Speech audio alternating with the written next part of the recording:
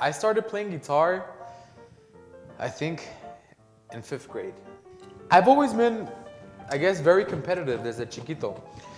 My parents are Mexican, but no son de los mexicanos que they would bump Lucha Villa or Mariachi Vargas. Or give you pencils. Yeah, or give you pencils to practice with, right? Yeah. So my thing was always Tupac and techno. So I liked beats, I liked rhythms. So then they're like, all right, grab a vihuela, a lo mejor te va a gustar. I killed my grandma twice.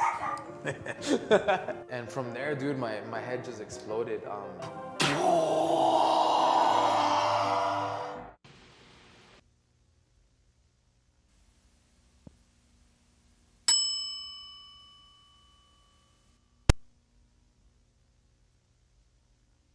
So we were saying you killed your grandma twice. So I killed my grandma twice because I was in this group, Mariachi Tenochtitlan. Huh? And I've always been that person that's been very loyal. All you newbies, you have to be loyal to your group. You can't just be like, I'm gonna be in this group and then once I have more money, I'll be in this other group. No, you have to be loyal. You have to build self-respect. That's how I built myself, which I never even saw it that way, but that's how I built myself.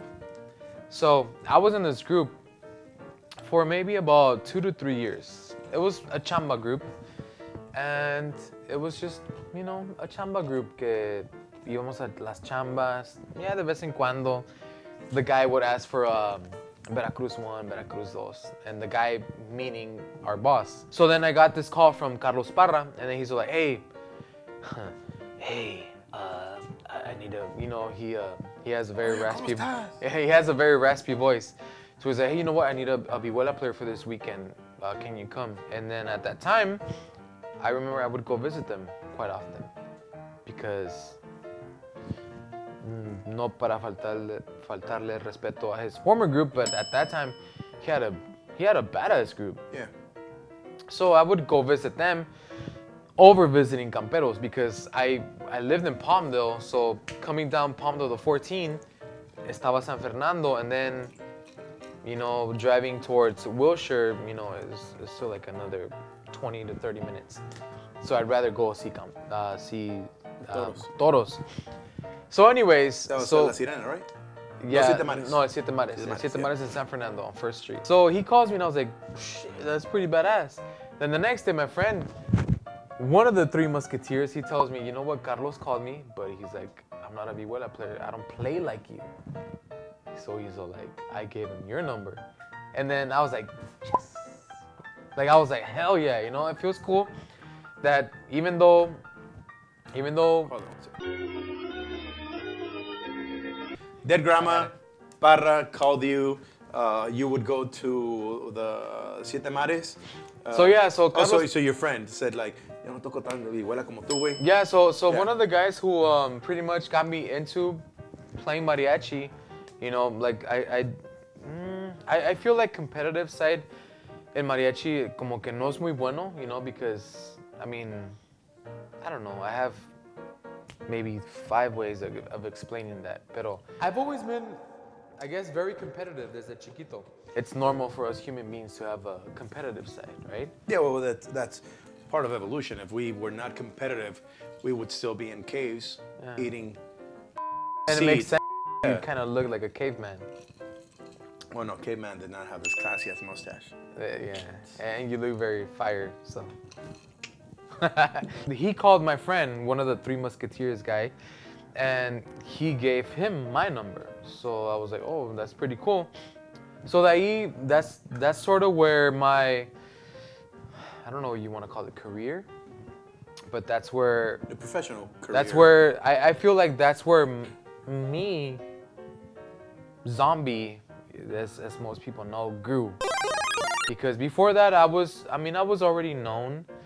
Desde chiquito, yo siempre he sido, like I said, I like rhythms. I liked techno, I liked rap. So if a song had like a basic joropo, I would do little things here and there. But at that time, no era conocido, like how it is nowadays. Like if I were to do that, nowadays it's super basic because it's so notorious nowadays. But all those things, I'm not trying to take credit, but those are the kind of things that I always did as when I was small. And then my friends would be like, no seas mamón, ¿por qué no la tocas normal? You know, and I was like, oh, because Sí me gusta, güey. That's how I like it, you know? Yeah. That's how I like this song. So he calls me, he's like, hey, you know what? I need a Vihuela player for this weekend. And then him being a badass Vihuela player, I was like, that's kind of weird. But anyway, so I was like, yeah. So I called my boss, Edgar Caldera, and I was like, hey, you know what? I can't go this weekend because my grandma died. And he's like, oh, sí, está bien, Noah, whatever. Él me tenía mucho aprecio. He called me Noah. And then he's like, yeah, está bien. So anyway, so I go with, Mariachi Los Toros, and I was like, oh. And actually, that might have been my first weekend with George. I can't remember his last name. That might have been one of my first and my only gigs with him. Y de ahí, that's when I learned a lot of Carlos Parra because, like I said, he was in Sol de Mexico. Before that, he was in Mariachi Imperial de Mexico, which I got, I was a part of for a bit, or for 10 years. And he would tell me things. Like I said, I've never had an instructor, pero siempre fui bueno para lo que tú me decías. A lo mejor it would take me 2 or 3 times and I would, eventually lo agarraba. And then playing alongside Lalo Reynoso, Eddie, he's a beast, man. That guy, I think even to this day, I probably hold him as one of the top, if not the top, guitar players because I know what he could do. I know that he does his stuff based on whatever he's asked for, but he's got some rhythms, man. He's got some rhythms, and I think his sister, she plays the snare drum, so viene de como que ya lo traen de familia. A very rhythmic family. Yes, and no, dude, I'm talking about advanced rhythms that even nowadays we still haven't heard. Pero pues obviamente porque eres el mariachi, you have to keep a certain... Very traditional. Yeah, that's when I started exploring que, por ejemplo, la viquina or instead of a regular joropo,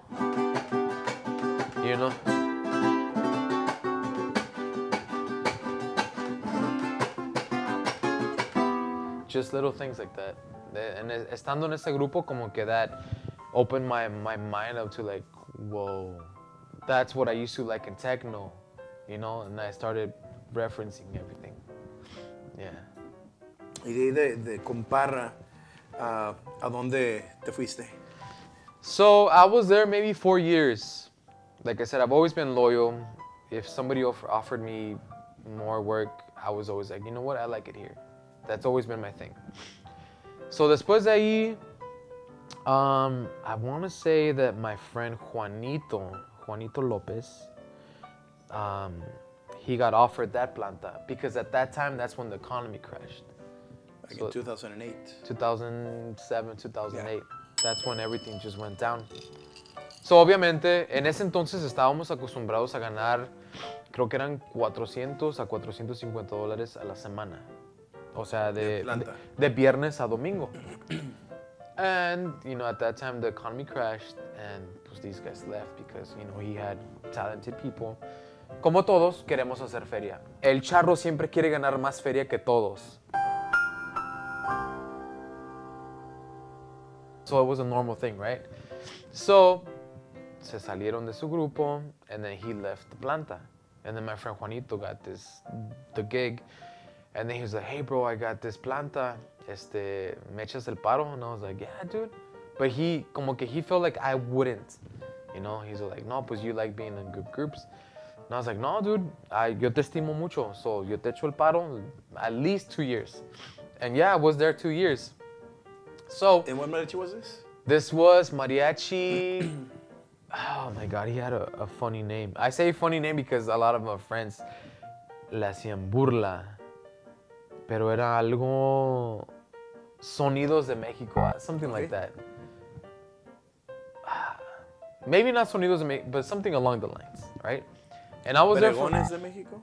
No, Mariachi. Oh my God, I can't remember. I'll text it to you so you can input it on here. No, Sonidos. It was Sonidos de Mexico. So a lot of people were like, oh yeah, DJ, whatever. So I was there with my friend, le hice el paro. He had a tumor in maybe his left or his right. Y we were chambeando because I met him when I was in Tenochtitlan with Edgar. And then he hit me up, like I said. And then at that time, yo me quedé de encargado de su grupo because he was going through surgery para reducir el tumor.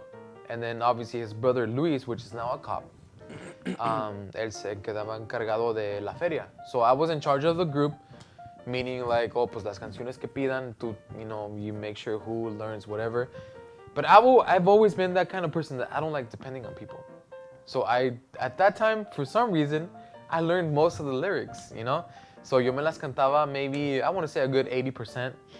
And then he me dejó de encargado. And then that was, I guess, a stepping stone for me. And then after that, around that time, I got to meet this guy, Misael. And that's where I feel like I don't know if you want to call it mariachi career, but that's where it took off. I feel like Toros helped me a lot as far as learning different rhythms, as far as learning if the vihuela does this, like, la guitarra da. And then you have to make that match. So after Juanito's group, I got invited to be in Mariachi Estrella de Jalisco de Ernesto Molina. And I knew about that because every Tuesday I had a planta with todavía con Tenochtitlan. Right? So then that happened, and then I met this guy, Misael. And then he's like, hey, you play well. And then he's like, se va a salir el de la vihuela, o se va a salir el de la guitarra. El que toca vihuela, él toca guitarra. So we're going to move him to guitar, and then you're going to join vihuela. And at that time, I was like super fat. I'm already fat, but I was a lot worse. And then keep in mind, this guy, Ernesto Molina, he came from Mariachi Sonidos de Mexico. So en esos grupos quieren que tú te veas esbelto, que te veas presentable. So then he's like, he at that time we didn't call it, well anyways. So at that time he's like, are you down to join? I was like, yeah, sure, whatever. And then he calls Ernesto. He's like, hey, pues aquí está este muchacho, mira, toca vihuela, toca muy bien. And I heard him, he's like, oh, ¿cómo se ve? No, pues está igual que yo. And dude, we're talking about 60 pounds lighter. Haz de cuenta, you're 60 pounds lighter than me, and then you're like, oh, se ve como yo. Yeah. No, pues igual que yo, sí le quedan los trajes. He's like, no, pues sí toca bien. And then this is me, like, le dije que no. Like, tell him the truth. Okay, oh, el jueves? Okay. Hey, güey, vas a ir el jueves, vas a ir allá a Fiesta Mexicana. So, but va a esperar que me vea como tú. Wait. Yeah, well, anywho, so you were saying you were, so Ernesto Molina called you. Yeah, so okay. Well, am I feet in frame?